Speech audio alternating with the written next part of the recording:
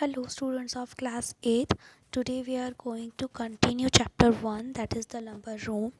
We have already read the chapter 1 up to the point where Nicholas had find the key of the lumber room and he had opened the room. Often Nicholas had pictured to himself what the lumber room might be like. That region was so carefully sealed from youthful eyes of which no questions were ever answered. It came up to his expectations. Nicholas ने बहुत बार lumbar room को अपने imaginations में picture किया था कि lumbar room कैसा होगा। लंबर रूम एक ऐसा रीजन था जिसको केयरफुली बच्चों की आंखों से सील करके ताला लगा कर रखा गया था और उसके बारे में कोई क्वेश्चंस के आंसर कभी भी आर्ट ने बच्चों को नहीं दिए थे। और लंबर रूम जैसा उसने एक्सपेक्ट किया था वैसा निकला भी था। In the first place it was large and dimly lit. One high window was opening on to the forbidden garden was its only source of illumination. एक जगह पे तो वो एक बड़ा सा डिम रूम था। डिम मतलब जहाँ पर लाइट बहुत कम थी।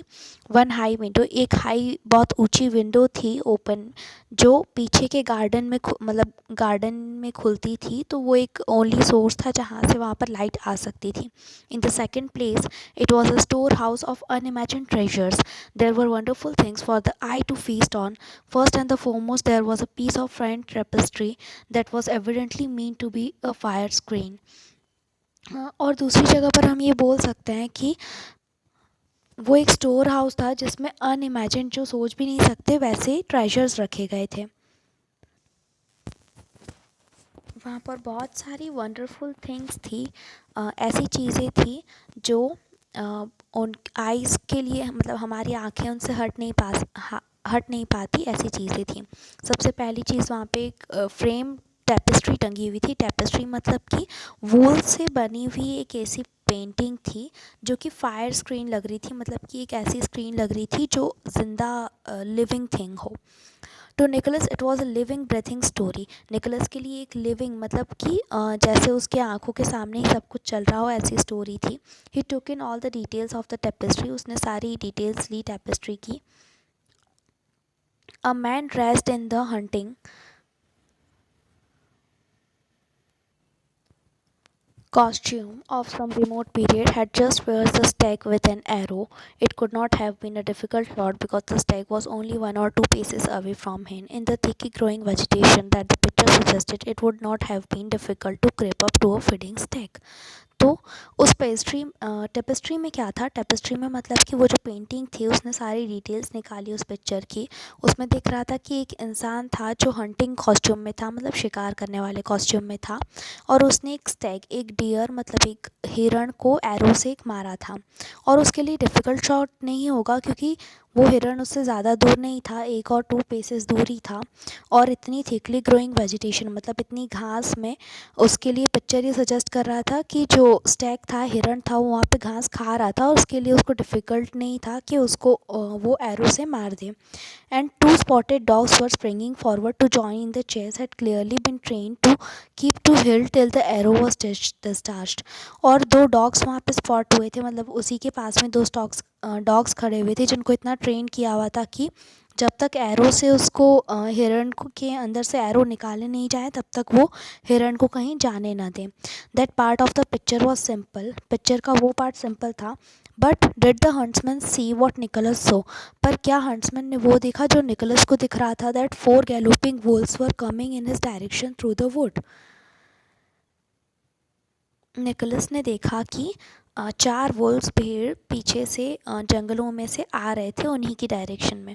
There might be more than 4 of them hidden behind the trees. उन 4 वुल्व्स से आगे भी हो सकते हैं, क्या पता वो पेड़ों के पीछे छुपे हों। In any case would the man and his dogs be able to cope with the 4 wolves if they made an attack? अगर उन वुल्व्स ने उन पर अटैक कर दिया तो क्या वो मैन और डॉग्स उनसे कॉप अप कर पाएंगे, मतलब लड़ पाएंगे? The man had only 2 arrows left in his quiver. उस मैन के हाथ में सिर्फ 2 arrows थे। एंड ही माइट मिस 1 और both of them, और शायद वो उन दोनों को ही मिस कर दे, वो किसी भी एक वुल्फ को भी ना लगे। Nicholas sat for a while revolving the possibilities of the scene. Nicholas ने उस पिक्चर को देखकर सिर्फ पॉसिबिलिटीज़ सोची कि क्या क्या हो सकता है आगे। He was inclined to think that there was more than 4 wolves. और उसने ये भी सोचा कि 4 वोल्ट से ज़्यादा भी हो सकते हैं, and that the man and his dogs were in a tight corner, और वो इंसान और डॉग्स बहुत ज़्यादा मुसीबत में आ सकते हैं। But there were other objects of delight and interest claiming his instant attention, और इंस्टेंटली उसका अटेंशन दूसरी चीज़ों पर गया जो कि और भी ज़्यादा इंटरेस्टिंग थी। There were quaint twisted candle sticks in shape of snakes and a tea pot fashion like a china duck. वहाँ पर एक ट्विस्टेड कैंडल स्टिक थी जो कि स्नेक के शेप में थी, जैसा कि आपको उस पिक्चर में दिख रहा होगा। उस पिक्चर में, यानी कि जो ये पिक्चर दिख रहा है, इस पिक्चर में आपको एक पेंटिंग दिख रही होगी। इस पेंटिंग में हमको दिख रहा है कि एक हिरण को मारा गया है एरो से, और एक मैन है जो हंटिंग ड्रेस में है, और उसके आसपास में 2 डॉग्स हैं। इसके साथ ही साथ इस पेंटिंग में हमें वुड्स में से आते हुए 4 भेड़िए भी दिख रहे होंगे। उसके बाद में हमें यहाँ पर रखे हुए कुछ और सामान भी दिख रहे हैं, जैसे कि ये स्नेक टाइप का कैंडल स्टिक जिस पर कैंडल लगा हुआ है, एक डक शेप का पॉट रखा हुआ है जो कि चाइना डक शेप का पॉट है, और दूसरी भी आर्टिस्टिक चीज़ें आपको दिख रही होंगी। तो इस तरीके से उन चीज़ों को डिस्क्राइब किया है कि उसमें और कौन कौन सी आर्टिस्टिक चीज़ें थी। एक टी पॉट था जो कि चाइना डक के जैसा दिख रहा था, और जिसकी चोंच में से चाय बाहर आती, इसलिए वो टी पॉट था। And there was a craft sandalwood box. Sandalwood box मतलब कि चंदन की लकड़ी का बॉक्स था जो कि टाइटली पैक्ड था, और उसके अंदर था cotton wool, and between the layers of cotton wool there was little brass figures. और कॉटन वूल के अंदर छोटे छोटे ब्रास फिगर्स थे। Hump neck bulls. Hump neck bulls मतलब कि बुल्स थे। हम्प नेक्ड मतलब छोटी नेक वाले बुल्स थे। And peacocks and goblins delightful to see and to handle, और वो देखने में बहुत सुंदर लग रहे थे, पीकॉक्स और इस टाइप के आर्टिकल्स पड़े हुए थे। Less promising in appearance was a large square book with the plain black covers. उसने वहाँ पर एक बुक भी देखी, बड़ी सी स्क्वायर बुक थी, उसमें ब्लैक कवर्स थे। Nicholas peeped into it. Nicholas ने जैसे ही वो बुक खोली, the book was full of coloured picture of birds. उस बुक में बर्ड्स के बहुत सारे पिक्चर्स थे। In the garden and in the lanes when he went for a walk wood pigeons there were herons and bustards, kites, toucans, tiger bitterns, brush turkeys, ibises, golden pheasants, a whole portrait gallery of undreamed of creatures. तो जैसे ही Nicholas ने उन birds को देखा, वो एक occasional बहुत सारे बर्ड्स के पिक्चर्स उसमें लगे हुए थे उस बुक में। ये कौन कौन से बर्ड्स थे? Wood pigeons, herons, bustard, kites. तो एक पूरी गैलरी थी जिसमें बहुत सारे क्रिएचर्स के पिक्चर्स थे जो कि अनड्रीम्ड थे। अनड्रीम्ड मतलब जिसके बारे में उसने कभी सोचा भी नहीं था कि ऐसे बर्ड्स भी होते हैं। And as he was admiring the coloring of the Mediterranean duck and assigning a life history to it, the voice of his aunt loudly calling out his name came from the gooseberry garden. और जैसे ही वो इन सभी को देखकर खुश हो रहा था, उनकी तारीफ़ करना चाह रहा था और उनकी हिस्ट्री जानने में लगा हुआ था, तभी उसके आंटी की आवाज़ आई gooseberry garden में से. She had grown suspicious at his long disappearance and had leaped to the conclusion that he had climbed over the wall behind the sheltering screen of the lilac bushes. और aunty जो थी वो कई time से सोच रही थी कि कहाँ बहुत देर से निकोलस दिखा नहीं है, और इसलिए उन्होंने ये कंक्लूजन निकाला कि शायद वो वॉल चढ़कर जो लिलिक बशेस हैं उनके पीछे छुपा हुआ है. She was now engaged in the energetic and rather hopeless search for him among the artichokes and raspberry canes. और वो एक होपलेस सर्च कर रही थी आर्किटॉक्स प्लांट्स में और रेस्पबेरी कैन्स में. Nicholas, Nicholas, she screamed, you are to come out at once. It's no use trying to hide there, I can see you all the time. और वो बार बार यही चिल्ला रही थी कि निकोलस, मैं तुम्हें देख सकती हूँ, तुम्हें बाहर आना होगा और तुम वहाँ छुप नहीं सकते, तुम्हारा ट्राई करना बेकार है. It was probably the first time for 20 years that anyone had smiled in the lumber room. 20 सालों में ये पहली बार हुआ था कि lumber room में किसी ने स्माइल किया हो. Presently the angry repetitions of Nicolum gave way to shriek and a cry for somebody to come quickly. Nicholas shut the book, restored it carefully to place in a corner, and shook some dust from a neighboring pile of newspapers over it. And then he crept from the room, locked the door, and replaced the key exactly where he had found it. His aunt was still calling his name when he sauntered into the front garden. Presently, जो angry गुस्से में रिपिटेशंस थे Nicholas के name के, उससे Nicholas थोड़ा सा डर गया और उस आवाज़ से उसने बुक को बंद कर दिया और वापस से जहाँ पर वो रखी हुई थी वहाँ पर रख दिया, और पास के न्यूज़पेपर्स में से कुछ धूल वापस से उनके ऊपर डाल दी ताकि ऐसा न लगे कि किसी ने उस बुक को हाथ लगाया हो। और फिर वो रूम में से बाहर निकला, डोर को लॉक किया और जहाँ से उसने की उठाई थी वापस वहीं पर रख दी। और जब अभी तक आंटी उसका नाम बुला रही थी तो वो फ्रंट गार्डन की तरफ चला गया। हुज कॉलिंग ही आस्क्ड, उसने पूछा कौन बुला रहा है। Me came the answer from the other side of the wall, दीवार के पीछे से आंसर आया, मी, मैं। Didn't you hear me, I have been looking for you in the gooseberry garden, क्या तुम मुझे नहीं सुन पा रहे हो, मैं गुसबेरी गार्डन में तुम्हें ढूंढ रही हूँ। And I have slipped into the rain water tank, और मैं रेन वाटर टैंक में स्लिप हो चुकी हूँ। Luckily there is no water in it but the sides are slippery and I can get out, fetch the little ladder from the under cherry tree. और luckily यहाँ पर water tank में पानी नहीं है, लेकिन यहाँ की साइड्स बहुत स्लिपरी हैं, मैं बाहर नहीं निकल पा रही हूँ, तो लिटिल लैडर लेकर आओ चेरी ट्री के नीचे से, ताकि मैं यहाँ से बाहर निकल पाऊँ। I was told I was to go in the gooseberry garden, said Nicholas promptly. Nicholas ने बोला कि मुझे कहा गया था कि मैं gooseberry garden में ना जाऊं। I told you not to, but now I tell you that you may. Come the voice from the rainwater tank. मैंने तुम्हें कहा था कि तुम बाहर नहीं आओगे, लेकिन अब मैं कह रही हूँ कि तुम बाहर आओ। रेनवाटर टैंक में से आवाज़ आई। Your voice doesn't sound like Aunt's, objected Nicholas. You may be the evil one tempting me to be disobedient. Aunt often tells me that the evil one tempts me and I have always yielded. This time I am not going to yield. ये voice मेरी aunty की जैसी नहीं लग रही है। ये कोई एविल वन है, कोई और है जो चाहता है कि मैं डिसोबीडियंट हो जाऊँ, मैं अपनी आंटी की बात नहीं मानूँ।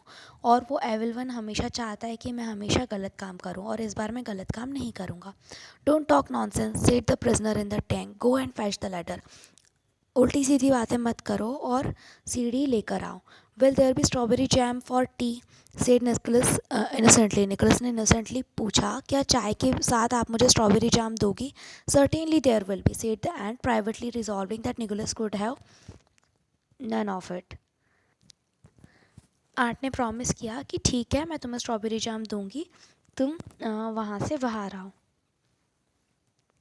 Now I know that you are the evil one and not aunt, shouted the Nicholas gleefully. Nicholas ने ज़ोर से चिल्लाया खुश होकर कि अब मुझे पक्का पता है कि तुम एविल वन हो और आंटी नहीं हो। When we asked for aunt for strawberry jam yesterday, she said there wasn't any. जब हमने स्ट्रॉबेरी जाम मांगा था तो उन्होंने कहा था कि स्ट्रॉबेरी जाम नहीं है।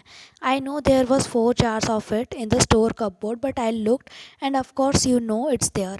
But she doesn't, because she said there was not any. मुझे पता है कि स्टोर कपबोर्ड में 4 जार्स और हैं, क्योंकि मैंने देखे थे, और तुम्हें भी पता होंगे, लेकिन आंटी को नहीं पता है, इसलिए उन्होंने कहा था कि वहाँ पर कोई स्ट्रॉबेरी जाम नहीं है। There was an unusual sense of luxury in being able to talk to an aunt as though one was talking to the evil one, but Nicholas knew with childish understanding that such luxuries were not to be over wrinkled in.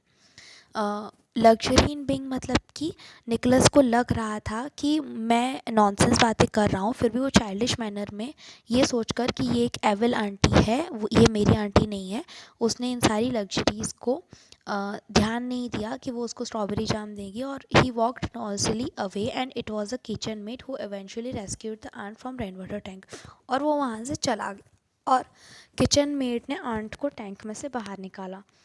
T that evening was partaken in the fearsome silence. शाम की चाय जो थी उस time पर सब कुछ हर कोई चुप था। The tide had been at its highest when the children had arrive at the Jagborough cove. जब जगबरो कोव पे चिल्ड्रन गए थे तो टाइड मतलब कि जो लहरें थी समुद्र की वो बहुत ज़्यादा हाई थी। So there had been no sands to play on, और उन हाई टाइड्स की वजह से सैंड पर खेलने की उन्हें जगह ही नहीं मिली। A circumstance that the aunt had overlooked in the haste of organising a disciplinary expedition. और एक ऐसा इंसिडेंट था जहाँ पर डिसिप्लिन मेंटेन करने के लिए आंटी जो थी उन्होंने एक ऐसा सिचुएशन हैंडल किया था जो वो नहीं चाहती थी। The tightness of Bobby's boots had a disastrous effect on his temper and the whole of afternoon and all together the children could not have been said to have enjoyed themselves. और Bobby's के boots इतने tight थे कि उनकी वजह से वो पूरे आफ्टरनून दर्द में ही रहा था और चिल्ड्रन एंजॉय नहीं कर पाए थे। The aunt maintained the frozen muteness of one who has suffered undignified and undeserved detention in a rain water tank for 35 minutes. 35 minutes के लिए वो रेन वाटर में रही थी, इसलिए वो भी कुछ बोल नहीं रही थी और वो चुप ही थी। As for Nicholas, he too was silent. He was preoccupied in thinking that it was just possible that the huntsman would escape with his hounds while the wolves feasted on the stricken stag। और दूसरी side Nicholas जो silent था वो यही सोच रहा था कि क्या पॉसिबल है कि हंट्समैन बाहर निकल गया होगा स्टैग के साथ में, उस डेयर के साथ में, और वुल्स को चकमा देकर बाहर चला गया होगा। So this was your chapter. Now we are going to understand the let's try questions.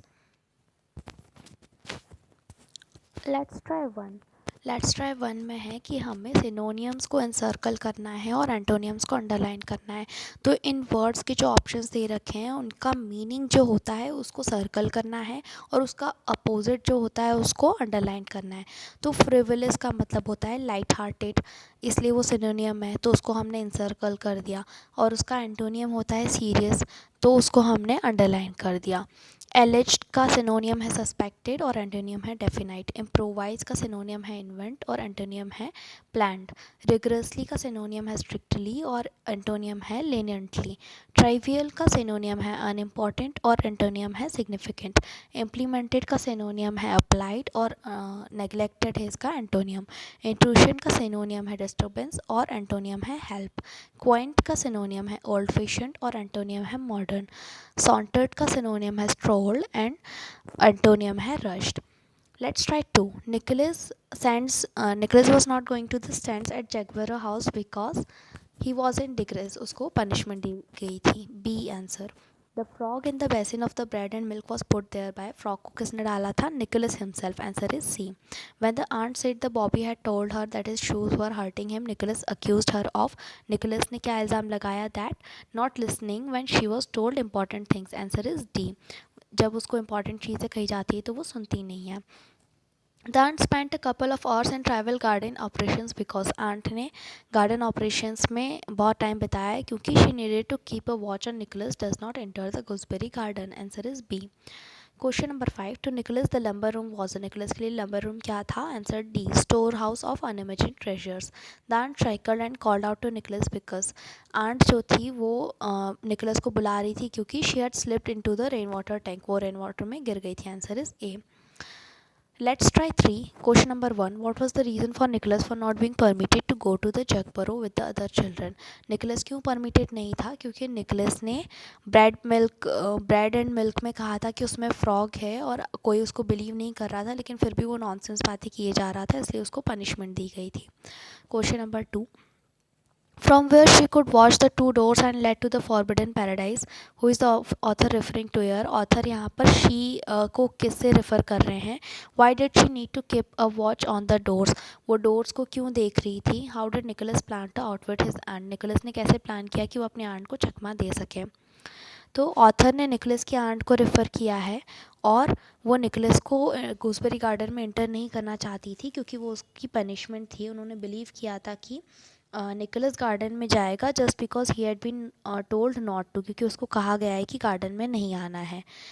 इसलिए उसको कोई दूसरा वर्क था, लेकिन फिर भी उन्होंने फ्रंट गार्डन में अपना टाइम बिताया ताकि वो दोनों डोर्स पर नज़र रख सके ताकि वो गूसबेरी गार्डन में एंटर ना करें। निकोलस ने आंटी को चकमा दिया by making a couple of visits in front garden में कुछ टाइम आकर उसने चकमा दिया कि ताकि उसकी आंटी उसे देखें और उसे गार्डन में एंटर होने से रोक पाएँ।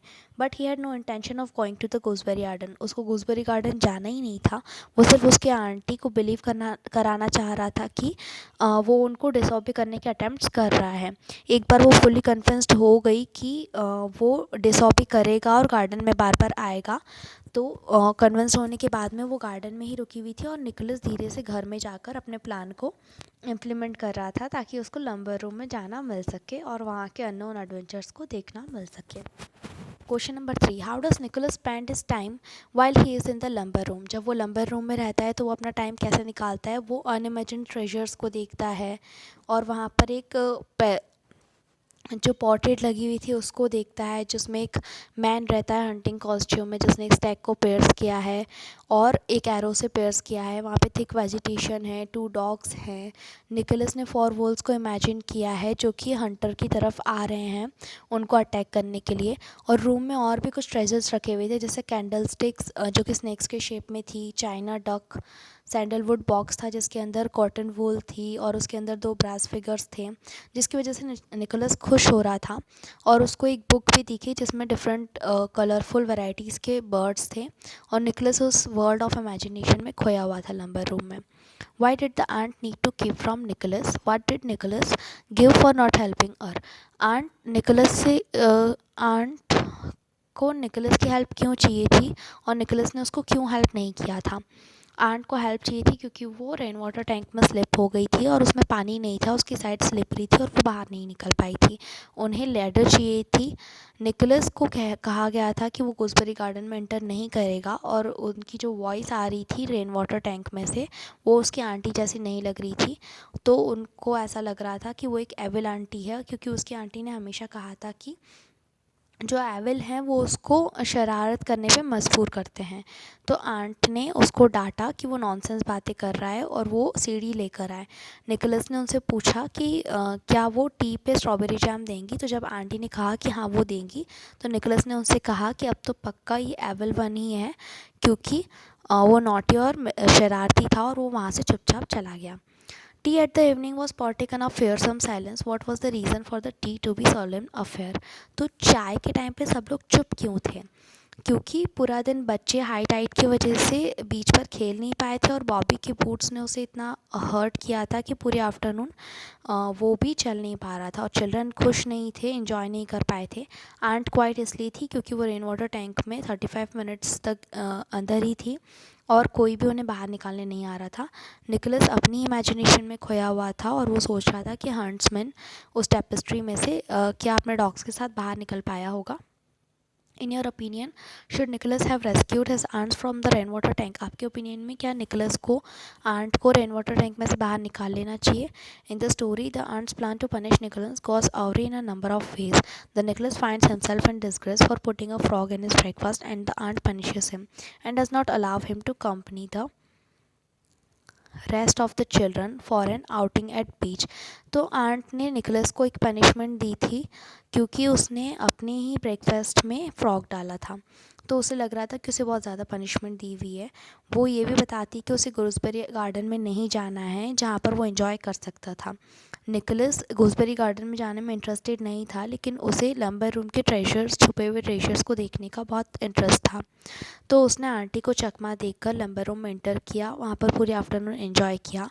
जब आंट ने निकोलस को हेल्प करने के लिए बुलाया तो वो गिर गई और निकोलस को गूसबेरी गार्डन में ढूंढते ढूंढते वो वहाँ पर गिर गई। निकोलस ने उनके इस डिस्कम्फर्ट को एंजॉय किया और आंट ने बहुत सफ़र किया क्योंकि कोई उन्हें टैंक में से बाहर नहीं निकाल रहा था।